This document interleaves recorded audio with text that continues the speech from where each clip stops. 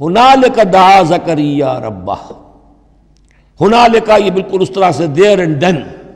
جب یہ مشاہدہ ہوا حضرت زکریا کو تو انہوں نے بھی ایک دعا کی اپنے پروردگار سے، ہنالک دعا زکریا ربہ رب قال رب ہب لی من لدنک ذریۃ طیبہ، اے اللہ مجھے بھی بڑی کوئی پاکیزہ اولاد عطا کر دے۔ بہت بوڑھے ہو چکے تھے، ان کی اہلیہ جو ہے وہ بھی بہت بوڑھی ہو چکی تھی، ضعیفہ تھی اور ساری عمر بانجھ رہی تھی، لاولد تھے۔ یہ ساری تفصیل پھر سورہ مریم کے اندر مزید کھل کر آئے گی، اس لیے کہ یہی مضامین وہاں بیان ہوئے تھے مکی دور میں، جب کہ ہجرت حبشہ کے لیے مسلمان گئے تھے تو وہاں جا کر سورہ مریم کی آیات جو ہیں وہ پھر حضرت عبداللہ ابن جعفر نے پڑھ کر سنائی تھی۔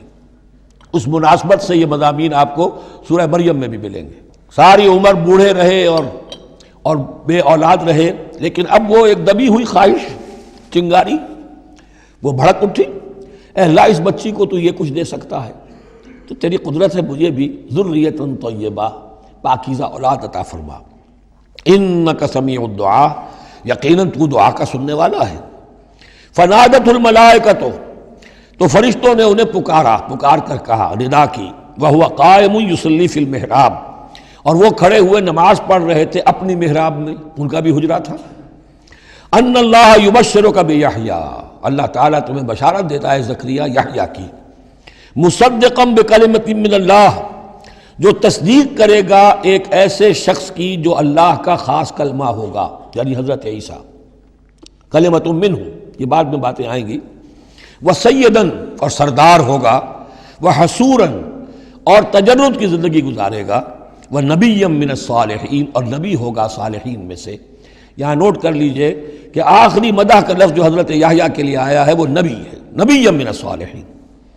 قال رب انا یکون لی غلام، ابھی خود دعا کر رہے تھے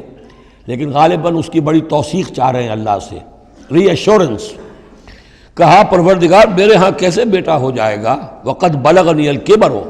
جبکہ میں انتہائی بوڑھا ہو چکا ہوں، وامرأتی عاقر اور میری بیوی جو ہے بانجھ رہی ہے۔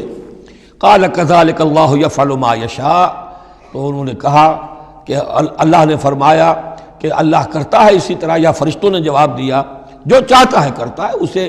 اسباب کی احتیاج نہیں ہے، اسباب اس کے محتاج ہیں، اللہ اسباب کا محتاج نہیں ہے۔ قال رب اجعل لی آیہ، انہوں نے عرض کیا پروردگار میرے لیے کوئی نشانی مقرر کر دے، مجھے معلوم ہو جائے کہ واقعی ایسا ہونا ہے اور واقعی یہ کلام جو میں سن رہا ہوں تیری طرف سے ہے۔ قال آیتک الا تکلم الناس ثلاثۃ ایام الا رمزا، اللہ نے فرمایا کہ اب نشانی یہ ہے تمہارے لیے کہ اب 3 دن تک تم لوگوں سے گفتگو نہیں کر سکو گے سوائے اشارے کنائے کے، یعنی قوت گویائی سلب ہو گئی ان کی، اب وہ بول نہیں سکتے تھے 3 دن تک۔ وَاذْكُرْ رَبَّكَ كَثِيرًا، اپنے دل میں اپنے رب کو یاد کرتے رہو کثرت کے ساتھ، وَسَبِّحْ بِالْعَشِيِّ وَالْإِبْكَارِ اور تسبیح کیا کرو شام کے وقت بھی اور صبح کے وقت بھی۔ وَإِذْ قَالَتِ الْمَلَائِكَةُ يَا مَرْيَمُ إِنَّ اللَّهَ اصْطَفَاكِ، اب دیکھیے یہ حضرت زکریا اور حضرت یحییٰ کا قصہ آ گیا